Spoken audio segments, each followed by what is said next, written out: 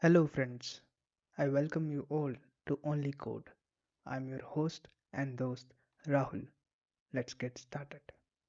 In today's video, we are diving deep into a legacy yet powerful part of the Java Collections framework, the vector class.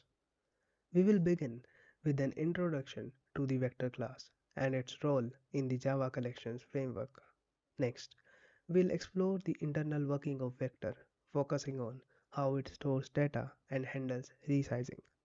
Then, we will look at the different constructors provided by the vector class. After that, we will dive into the most commonly used methods and how to use them effectively. We will also cover various iteration techniques to loop through elements in a vector. To give you better clarity, we will compare vector versus ArrayList, highlighting key differences in performance, synchronization, and usage. Finally, we will discuss practical use cases where using vector makes sense, especially in legacy and multi-threaded environments. Let's get started. Let's talk about vector class in Java, a legacy class with some important characteristics. Vector was introduced before the Java Collections framework. Even though it's been around for a long time, it's still the part of java.util package and can be used like any other list. All of vector's methods are synchronized, which makes it thread safe. That means multiple threads can safely access and modify a vector at the same time. However, this also makes vector slower compared to newer non-synchronized alternatives like ArrayList. Vector implements several important interfaces.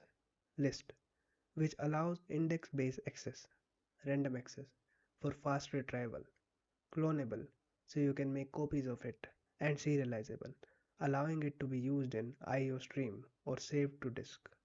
Now, let's take a look at vector's key behaviors.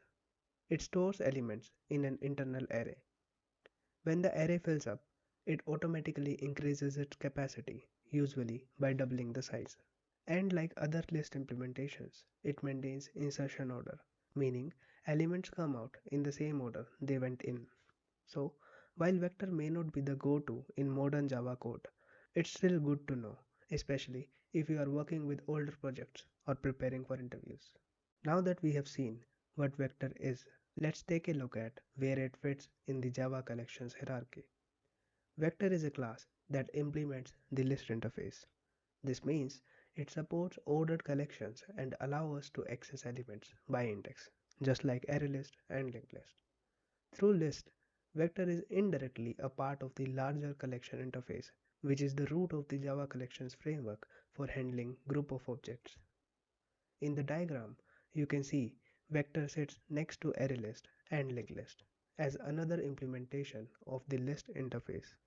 While all three serve similar purposes, vector is unique because of its synchronized methods, making it thread safe by default. Vector is also directly extended by the stack class. This shows that stack in Java is actually built on top of vector, which is why it inherits vector's synchronized behavior and storage mechanism. Understanding this placement helps you see vector connects with other parts of the collections framework, especially when choosing the right data structure. Let's now look at how vector works under the hood. Storage mechanism. Internally, vector uses an object array of element data to store its elements. All core operations like add, remove, and get work directly on this array, just like in an array list. As you can see in the diagram, vectors store elements sequentially. Here, we have the values like 8, 12, 26, and 3, and the rest of the slots are empty. Also, the concepts of capacity and size are same as ArrayList. Capacity of this vector is 8 and the size is 4. Insertion, deletion, and search. Vector uses the same internal logic as ArrayList for inserting, deleting, and searching, but with one key difference. All of its methods are synchronized, which makes it thread safe, but also a bit slower in single-threaded use. Default capacity. If you don't specify a capacity when creating a vector, it starts with the default capacity of 10. Resizing logic. When the array is full and a new element is added, vector resizes itself. If you have provided a capacity increment, the new capacity will grow by that amount. Otherwise, by default, it doubles the current capacity, which helps reduce the number of resizes over time. Thread safety. All major methods like add, remove, get, and so on are synchronized. This means only one thread can access these methods at a single time on a single vector object. That's how Vector ensures thread safety at the method level. Fail fast behavior. Vector supports both enumeration and iterator. If you are using iterator and the vector is modified during iteration, say from another thread, it will throw a concurrent modification exception. That's because Java's iterator is fail fast. It detects unexpected changes and fails early to avoid inconsistent behavior. Now let's look at some of the most commonly used methods in the vector class, grouped by functionality for better understanding. Insertion methods. Add element. Adds the element to the end of the vector. Add index comma element. Inserts the element at the specified index, shifting existing elements to the right. Access methods. Get index. Retrieves the element at the given index. First element. Returns the first element in the vector. Last element. Returns the last element in the vector. Element at index. Similar to get. Returns the element at the specified index. Update methods. Set index comma element. Updates the element at the given index with the new value. Deletion methods. Remove object. Removes the first occurrence of the specified object. Remove index. Removes the element at the given index. Utility methods. Size. Returns the number of elements in the vector. Capacity. Returns the current capacity of the vector. Trim to size. Shrinks the capacity to match the current size, saving memory. Ensure capacity, minimum capacity. Ensures the vector can hold at least the specified number of elements without resizing. These methods provide complete control over how you manage data inside a vector, from insertion and updates to memory optimization. Now let's see the vector methods in code. We will start by creating a vector of type string named chars as new vector. Let's begin with the insertion methods. The first method is add element.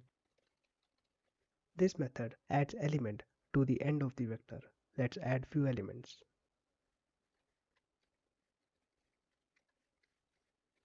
Printing the vector after that. We can see that A, B, C and D are added to the vector. Let's cover the next method, which is add index comma element. This method adds the given element to the specific index, printing the vector after that. We can see that G is added to index 2 and the remaining elements are shifted to right. Now let's move on to access methods.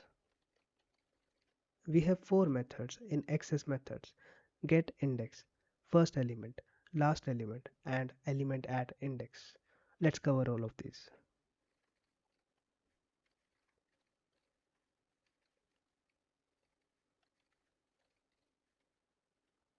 Let's run the program. From the output, we can see that element at index 1 is B, first element is A, last element is D, and element at index 3 is C, which is as expected. Now let's move on to update methods. We are covering only one method here, which is set index comma element. Let's see that. Running the program. After updation, the element at index 1 is now changed to T. Moving on to deletion methods. We are going to cover two methods here, removing an object and removing an element by index. Let's see both of these.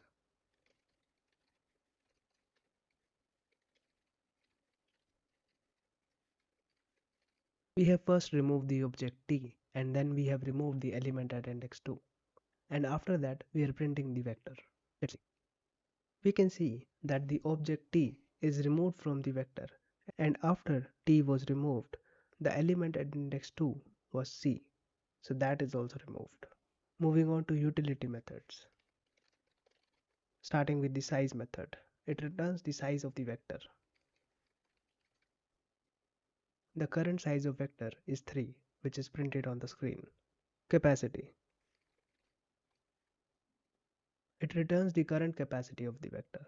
As we have used the default constructor, it initializes the vector with a capacity of 10, which is printed on the screen. Trim to size. It reduces the capacity to match the current size. Let's see the capacity after that. Now the capacity is reduced to 3, which is equals to the size. Ensure capacity. It increases the capacity to the value provided in the arguments. Let's print the capacity after that. After the ensure capacity method, now the capacity has increased to 100. We have now covered all the methods related to vectors. Let's explore the 4 types of constructors available in Java's vector class. Each allows us to initialize a vector in a different way depending on our needs. Default constructor. This constructor creates a vector with a default initial capacity of 10. Here, the capacity starts at 10 and it will resize automatically as needed. Constructor with initial capacity. You can specify the initial capacity if you know approximately how many elements you will store. In this example, the vector starts with the initial capacity of 18. Constructor with initial capacity and capacity increment. This version lets you control how much the vector grows each time it gets full. This vector starts with a capacity of 20 and every time it fills up, the capacity increases by 5 instead of doubling. Constructor from another collection. This constructor creates a vector and populates it with elements from another collection, like a list or set. See the example below. Now, chars contains the same elements as the list A, B, and C.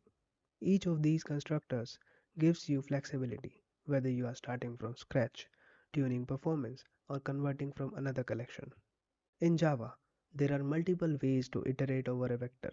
Let's explore these one by one. First is for loop. The traditional for loop uses an index to access elements. Here, we initialize a loop from 0 to the size of the vector. We use getI to fetch each element based on its index. This is helpful when you specifically need to know the position of the element while processing. For each loop. This is a simplified version of the for loop that does not require an index. This loop automatically retrieves each element from the vector. It's more concise, reduces the chances of errors, and is great when you just want to access or print the elements without caring about their index. Using Iterator. An iterator allows safe traversal and is fail fast, meaning it will throw an exception if the vector is modified while iterating. First, we get the iterator from the vector using nums.iterator. Then, we loop through this using hasNext to check if there are more elements and next to retrieve them. This is particularly useful if you plan to remove elements during iteration, as iterator supports safe removal.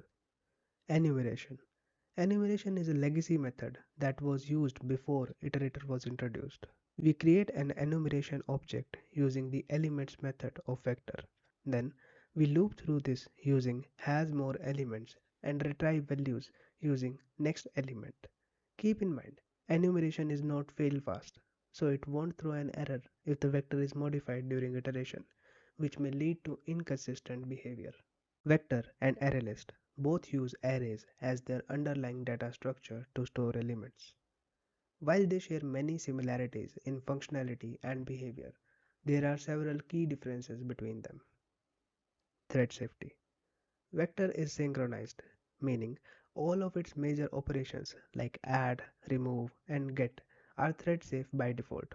On the other hand, ArrayList is not synchronized, so it is not thread safe and should be used carefully in multi-threaded environments.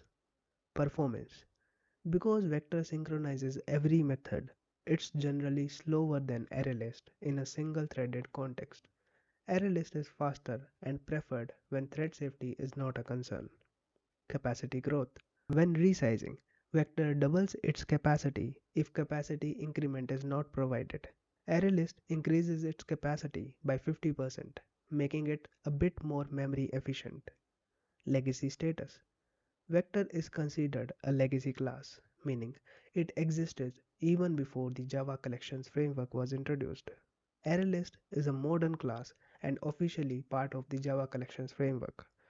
Because of its synchronized nature, Vector is more suitable for multi-threaded applications. ArrayList is better for single-threaded applications where performance matters more than built-in synchronization.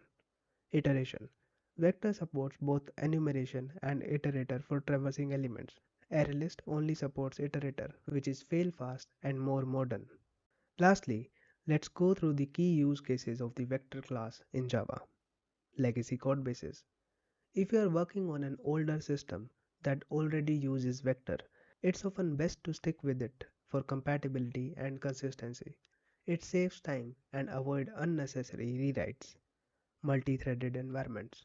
Since all major methods in vector are synchronized, it's a good choice when you need thread safety and don't want to manage synchronization manually. But it's important to note, vector is not ideal for modern development. In most use cases today, you are better off using alternatives like copy on write ArrayList or a synchronized ArrayList. These offer better control and performance in multi-threaded scenarios. So, while vector still has its place, it's generally used for backward compatibility and specific thread safety needs. Thanks for watching. That's it for this video. Don't forget to like, share and subscribe. We'll see you in the next one.